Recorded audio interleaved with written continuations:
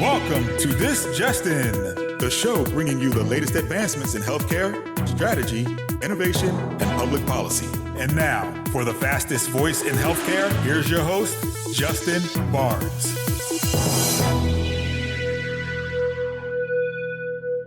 Thank you for tuning in and welcome to This Just In Radio. I'm your host, Justin Barnes, and we're broadcasting live from the Health 23 conference in Las Vegas. Very excited for this next 2 days of broadcasting from the most exciting digital health and health IT conference in America. My lineup of guests is unparalleled, so stay tuned to hear the fastest voice in healthcare speak to this amazing group of leaders and innovators. And very excited for my next guest, Rich Scarfo, President of Health. Welcome to the show, my friend, and welcome back to the show. It's great to be back. Thank you. And so before we kind of dive in, just give us a little bit, how's the show been for you thus far? And, what are you excited about here? It's been a long road to this one. Yes, it has. A lot of things going on in the industry. So we've come here this year for our 6th event, and it is our first full day today. Yesterday was a half day and went very well. Yes. A lot of energy, a lot of new faces, new companies. So I think we're off to a good start. What growth do you estimate from last year to this year? So we've seen significant growth in, first, the sponsor base. We have about a 25% growth in the number of companies participating in health this year. And they range from large companies to startups to health foundations, health-focused foundations, and a really broad mix of companies. And I'll talk a little bit more about some of the new areas of the event. In terms of the attendance, the biggest increase that we've seen this year is the increase in the number of C-suite. And, there's always a lot of focus on numbers, but we'll have well over 11,000 by the time we end. So that's growth from last year. About 4,253 to be exact are C-suite, and they're representing 61 countries right now. We're also seeing significant growth in the pharma life sciences space, attendees, and government. Okay. What's the overall attendance? Do you have that number? Not yet. We still have people registering, but we will be over 11,000. Wow. That's amazing. I actually thought your growth was going to be more than that, because now that show floor looks a lot larger than last year. It is. Okay. Different facility, different shape. So it adds its own challenges, but also, different perception. And it's kind of nice. This is next year will be the first year that we'll bring the event back to a facility that we've been in before. Mm-hmm. So this event has looked very different every year. Yes. So we design it from scratch every year, and next year we're actually have a head start because we're familiar with where we're going. Yeah. So I will say, I want to give you props just because when I came in yesterday, your team could not have been more efficient. I was able to get my badge, have it printed off within, and the line looked kind of long. When I went to check in, less than a minute. I had my badge printing out. I was extremely impressed. One of the things that we focus on with health and our other event, Vive, is overall experience. It's, at the end of the day, we're at a trade show. Mm-hmm. What we want this to be is really an executive platform where companies can come to do business. People enjoy themselves. They have a great customer experience. That's very important to us. They want to come back. But at the end of the day, we want this to be 3 or 4 days in the year that they look forward to coming back to. Yeah. I can tell you, so far you've knocked out of the park, because yesterday, not even for my badge experience checking in, they had juices ready for me when I walked through. I came in out of the hot, Nevada air, Las Vegas air. Had 2 fresh juices. That was amazing. Again, I said to myself, I got to give Rich, the proper credit there and respect. You did a great job. You've done a great job with all of this. Well, it's an amazing team that we have, and they take the event very personally.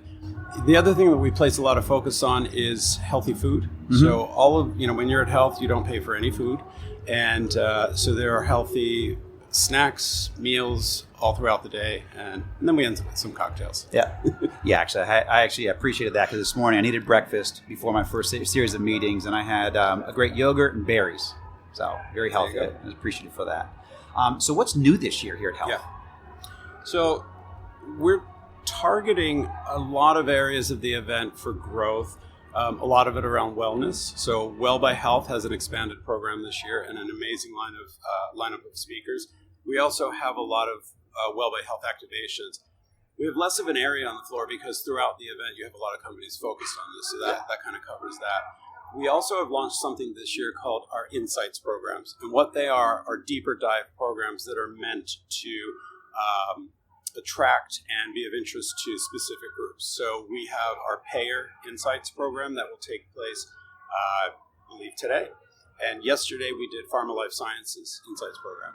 And really what they are is a combination of sessions at the event. There is content that includes podcasts, blogs, interviews that we'll put out throughout the year, key messaging. And then also with Pharma Insights, we have an output piece that will come out from the event that will feature a lot of the key topics that were discussed here and a lot of the things that were going on at the event around pharma life sciences. We also have this year I think our speaker lineup is pretty amazing. Yeah, it's unparalleled. Yeah, we've had good response there. We have also, that's new this year, we have different pitch program, and we'll have one. We've had one for the health, and then AARP is doing one. And then new this year, we have our Well by Health pitch. So those have all gone really well. We had an amazing set of companies that applied for them, and we'll be making the announcements of all the winners today. Very cool. Yeah. And I do want to say thank you. I know you had a very busy schedule the last couple of days. You fit this show in. So my audience, we're all grateful for that, Rich. I always Thank enjoy you. sitting with you. Thank you, my friend. And so, and I also want to say, the number of investors are here. Do you have an count ballpark on how many investors are here? We have over 1,200 investors, and that's a really important part of the event. We really cater to helping innovation thrive here, and that really starts with startups. So we have, I believe, about 1,500 startups either exhibiting or attending. We have about 1,200 VCs, and we'll do about 3,000 meetings in our Funding Founders Lounge, and that's where we bring startups and VCs together.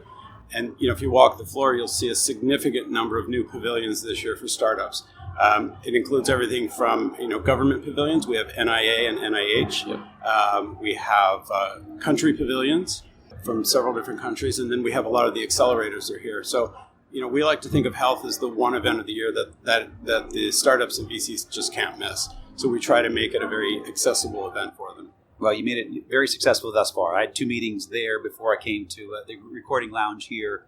I want to say a special thank you to PitchBook. They've done a phenomenal job. I'm sure you guys helped enable them, but not only do they give amazing coffee where they'll put a really cool image on top of your phone, but also they're giving out these really cool booklets with you. They will personalize a booklet, but I'm very impressed with PitchBook. I use them personally. The good thing is I do get it because of media.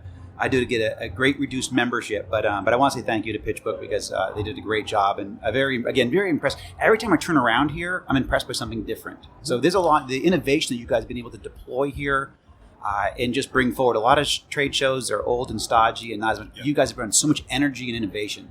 Well, one of the things that excites me the most about our event every year is seeing just what our creative team does. Yes. I think we've talked about this before, but all of the graphics, all of the video, everything is created by a team of 4 in-house. It's amazing. And it's an amazing process that we go through. And it really has become a part of the event. In terms of that, and you add that to the experience of the event. So it's, again, like I said, we take this very personally, and we want people to feel like guests here. The other thing that's happening this year, if you go to the center of the floor, we have our Impact Pavilion. And that's something that I'm really very excited about this year. It is an area where we host patients at health, health equity, and women at health. And those are what we call our impact programs. So that allows us to shine a light on key parts of either, the healthcare industry that are really not always brought into the conversation. The patient side has been really successful activity for us here. A lot of, even last night, just on our half day, the sessions that we have going, we have a patient genius bar. We have, companies can come together with patients to talk about issues. We're launching Nurses at Health and Nurses at 5. Actually, we're launching tomorrow, and that will be an area that will focus on nursing innovation. And, what we found is that that's one of the key audience segments that has not been at health. And we've heard from them that there's a place for them here, especially in the decision-making process. So we're very excited about that. And then we've also had a big focus on children's health this year. So we had a partner program with Nemours, and we have a lot of the children's hospitals that are here. So that's a program that will be growing and expanding as we come out of Health 23. It's awesome. Yeah, and ironically, there was a nurse section that's right outside the Founders Lounge. That actually I sat in my last meeting was actually in that area. And we've brought a few leaders in. We'll be announcing partnerships with some of the big associations. And the idea there is really to make Health and Vive a home for nursing innovation. That's cool. You've done a great job thus far. So what are a few next health events that we can look out for? Yeah, so 24 will be a pretty good year. Yeah. So we'll kick off with Vive in Los Angeles, and that will be at the end of February. And that's our event that really focuses on more of the business side of healthcare. Our audience is primarily provider systems and payers. Broader than that, but those are two key demographics. So it's more of a health IT event versus innovation. We're seeing significant growth in that. Year 1 over 2, year 2 over 1, we saw about 50% growth in the audience. I think we're on track to see a similar growth. We've launched there our payer and provider connect programs, and that's where here we have hosted buyer, and those are facilitated meetings. So that's going to be our first time in LA as well. Then in June, we have our inaugural Health Europe, and that will take place in Amsterdam. And that's going to be a very different event because it's something that I don't think Europe has seen yet. It's a pan-European event. We're not leaning into one country or one health ministry. It will bring together the focus of health and Vive. So it will give a really broad range of topics from innovation all the way to business.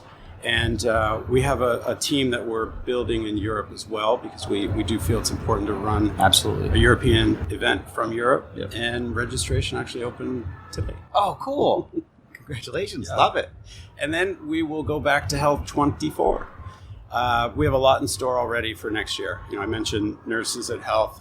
We're also bringing a full day focused on startups and innovation on Wednesday, and a much bigger focus on wellness, mental wellness, sexual wellness, physical wellness, and keeping focus at health really on the individual.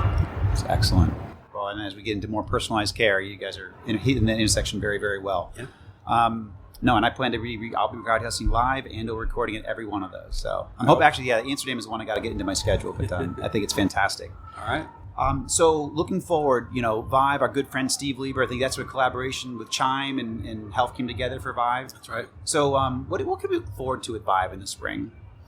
Well, I think that, the partnership is going very well. I think the biggest thing you'll see there is really the increase in companies that are coming to Vive. Absolutely. We're seeing a lot more of the large companies that have been attending the first 2 years now come into the event. I mentioned our Provider and Payer Connect program. That's going to be a key part of the event. Here at Health, we host about 4,000 meetings in 2.5 days. We'll host at least that many for the provider community with our sponsors. We're leaning into Los Angeles as our host city, and one of the things that we'll be launching is our Leave It Better campaign. And we think it's important that when you come to a city, identify the issues or the needs and try to lean into that and leave it a little better than when you got there. Cool. So obviously LA has a lot of issues with the houseless community and healthcare issues around that. So we're going to look at what we can do there. We also have just found that our Tequity research that we started at Vive is now part of the curriculum in some of the LA County schools. Oh, wow. So we'll be bringing that component to the event. And, I think, again, just hopefully another amazing event with LA as the backdrop. Yeah, no, congratulations. Very exciting. Rich Scarfo, President of Health, thank you for joining us on air today and joining us in general. You're a great friend of the show, and we're grateful for you. Thank you for having me. Thank you, my friend.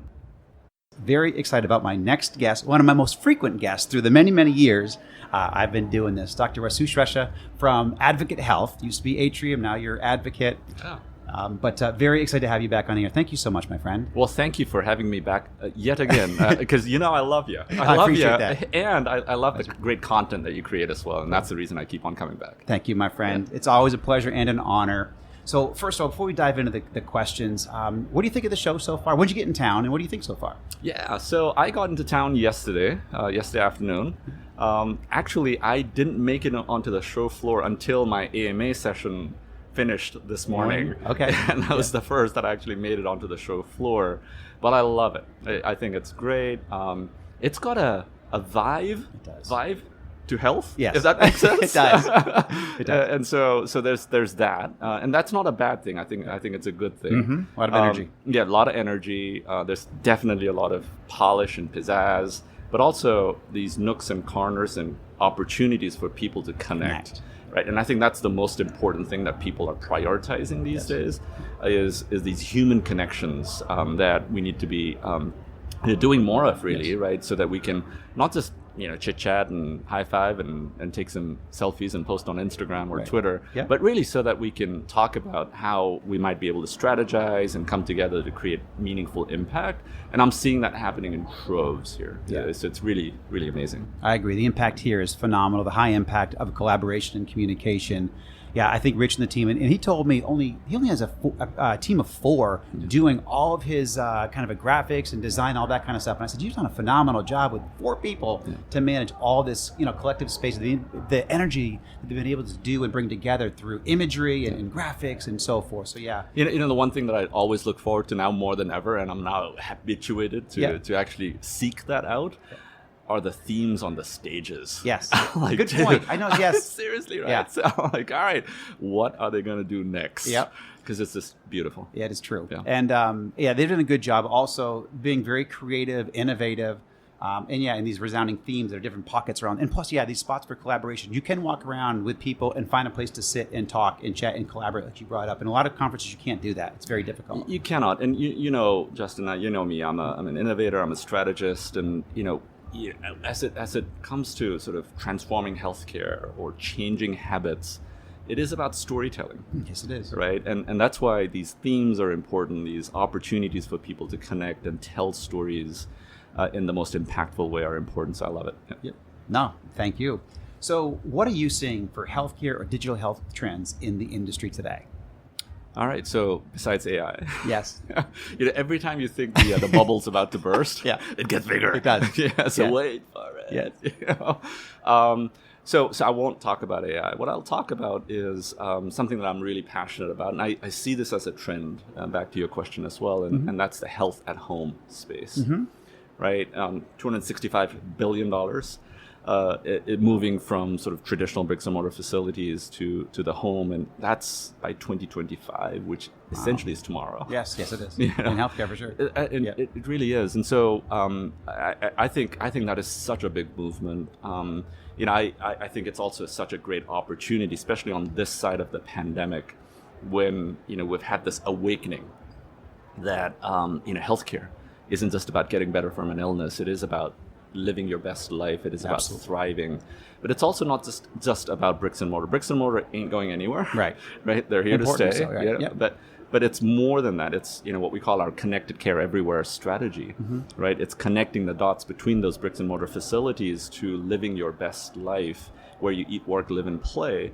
And we're really excited to continue to push that boundary forward. Everything from more of the acute ill type of opportunities in terms of treating patients at home in our hospital at home program. We've partnered with Best Buy Health in that, and really making remarkable strides to some of the other areas where we can really look at how do we make sure that we're able to have not just sort of the transactional elements of episodic care that healthcare has been known for, not just in the last 30 years of rolling out EMRs, but for centuries at a time, and move it to more of a always-on, ubiquitous 24/7 care. Right, which is what it needs to be.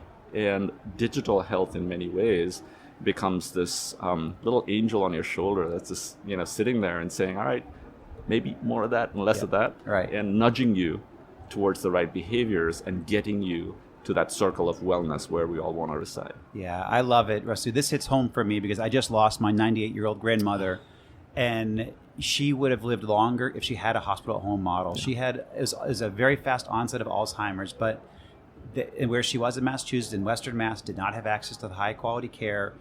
Very difficult. The facility, she died in a facility, but the facility did not kill her. The lack of quality care, her being so disoriented, it is what took her. Yeah. We could have done more. So a hospital at home model would have absolutely helped her. Yeah. She just all she wanted to do was go home. Yeah. And she could have gone home if we had the right model. We didn't have the right caregivers. No. We couldn't even find that right model where she lived. And so it takes infrastructure, it takes technology, but also a combination of technology with empathy and, looking at things like the last mile logistics of managing, all of these different elements and such. And you're absolutely right. I mean, I know, by the way, sorry about your grandma. thank you. Yeah. And I've got a dad who's aging. He's in his 80s, and early stage dementia, Alzheimer's, and I'm fortunate to be able to take care of him at home. But you take these patients who are confused, who are declining, and who are going through an episode of whatever, and then you take them from their familiar surroundings and take them to a sterile, foreign place with different everything, and you expect them to get better. No. Yeah. We can do better. I watched it firsthand. It does not work. Yeah. So what 2 to 3 best practices or strategies can you share to help us navigate those trends, the hospital at home trends, or Yeah. So,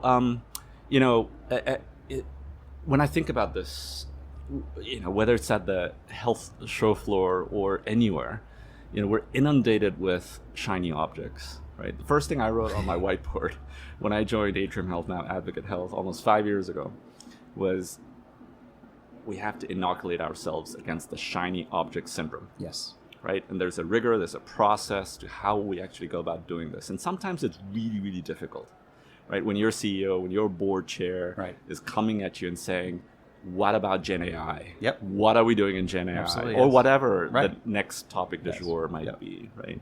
So inoculating against the shiny object syndrome, I think, is really, really important. And you do that by connecting to your purpose, articulating and understanding what your strategic priorities are, defining those, getting clarity, right? Not just saying we're going to do all of the above, but we're going to do here 3 of these or 5 of these or 7 of these, and we're going to hyper focus on these, right? So I think that's really important. And then the next thing I think is really critical is partnering the right way. Yep. Right? Healthcare, the future of healthcare is going to be built on the shoulders of the strongest of partnerships. It really is. Right? Healthcare is too darn complex and too darn challenging for us to solve it on our own. But I think if we can not just find the right partners, but also create the right partnership structures in the right way. What does that term sheet look like? What does the partnership arrangement look like? It's not just about a pilot. It's well beyond that, right? What's skin in the game look like? How do you co-create and co-develop and make sure that your priorities and that trust is aligned on those specific things that you're going after? I think, creating the right partnership models will go a long way as well. Yeah, and I think that's your new. You're in commercialization now. That's part of your title now. I noticed that. And it speaks to that perfectly. Absolutely. Yeah. So this is the most exciting part of my show, and my guests love this the most. Is kind of we look in the crystal ball, and I also think of the Johnny Carson episode where you put on that hat and think about the future. But thinking beyond today, what key strategies or best practices must we think about navigating in 3 years from now? I know it's tough. Healthcare evolves very quickly in some ways and not so quickly in other ways. But what do you think about 3 years from now? 3 years is a very short amount of time in healthcare, right. But it's also, if you think about the pace with which things are changing, it's a pretty long amount of time too, right? You got to make those decisions today. If you wait for the next 2.5, 3 years to make those decisions, it might be too late. You might be out of business. Correct. Right, regardless of how well you're doing or not. Yes. Right. So with that, I love the question, and I think as I think about some of what's happening in healthcare today, with the realities of the healthcare economics. Right, health systems are struggling. Very much so. It's tough because we're in a tight place right now. We don't control a lot of the costs downstream, right? But also at the same time, we are the front face. We are the ones who have the trust of the patients and the communities that we're a part of. We're facing a lot of headwinds and tailwinds, right? Competitive dynamics that we just didn't have in the magnitude that we do today, right? We're not competing against the adjacent health system down the state or up the state. We're competing with big tech and big pharma, and we're competing with private equity-backed companies that are coming in and going after the most valuable parts of our value chain, right? And then all of the tailwinds as well. And with all of that, I think there's a big trend towards consolidation, which is something that we've been talking about for a while.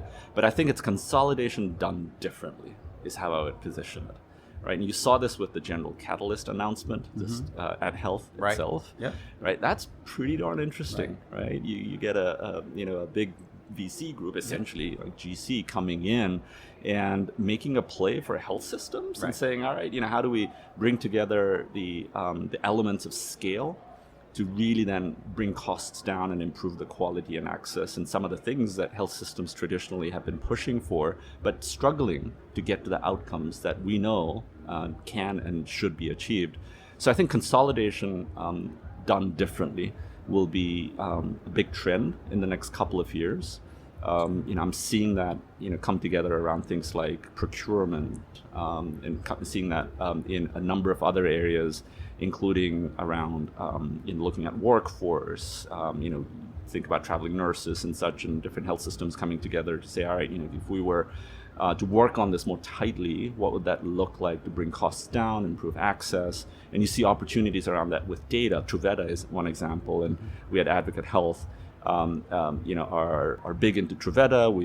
We're a founding member of the Truveta work, and I think the consolidations done differently with these collaboratives, I think will be quite telling in terms of how you band together and what struggles and pain points you go after with a level of what I call the scale effect. Yeah, and I would challenge those VCs. I mean, I know they've come in. I think you've probably seen this. Where they come in, they'll target some of those valuable pieces of your business, but also they've increased the cost in some of those areas. And so we got to manage that very closely because, COVID, they backfilled some of the areas and staffing, and VCs got involved in there. But now our staffing costs have gone up dramatically because of those investments. So we want to watch some of that. Well, that's exactly right. And, as a not-for-profit health system, now one of the largest in the country, we're third, fourth largest health system in the country right now. One of the things that we always, have in the foundations of the decisions we make is how do we serve our communities, right, and our patients that are part of those communities. And at Advocate Health, we have almost $5 billion of uncompensated and community benefits every year. $5 billion. Wow. Yeah. And, if you look at that as a percentage of net operating revenue, it is the highest for any of the top health systems across the country. And I think that's important, right? You got to be good at managing business, but it's not just all about making money. Right. It is also about doing good, right? And so, again, nothing wrong with VCs. I work with plenty of them. Absolutely. We need them. Yeah, we need them, right? Yes. But when you talk about the fabric of sort of, health systems and the responsibility that we have to the communities that we're a part of, I think that is a big part of it.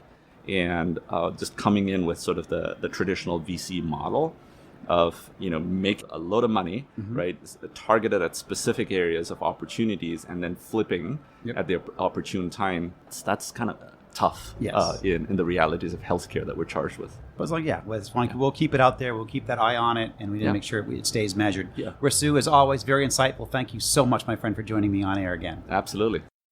And that's a wrap. What a great series of shows and guests. Always grateful for them joining us on air. And thank you to all of you for joining us. What a great lineup.